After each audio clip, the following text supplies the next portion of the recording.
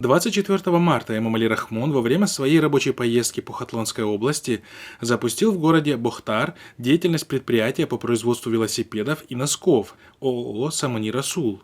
По сообщению пресс-службы главы Таджикистана, предприятие создано отечественным предпринимателем Расулом Сахибназаровым. Рабочими местами обеспечено 40 местных специалистов, а мощность предприятия составит 10 тысяч велосипедов в год.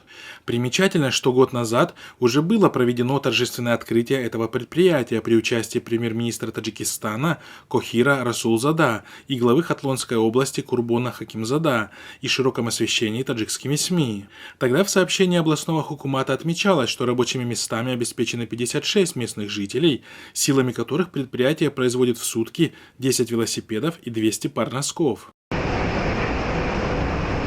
Следует отметить, президент Эмомали Рахмон принимает участие в открытии различных объектов, будь это объекты частного бизнеса или же государственного значения, в том числе и во время своих рабочих поездок по регионам страны, за что получил в народе прозвище «Открывашка».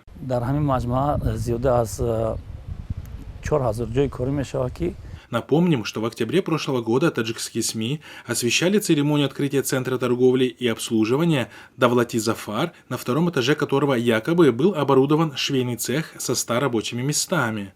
После чего журналисты побывали на данном объекте и обнаружили пустой зал. Участвовавшие в открытии женщины на условиях анонимности рассказали журналистам, что местные чиновники посадили их за швейные машины для исполнения роли швей. دستگیری به واسطه پیشوای عزیز ملت محترم جناب ولی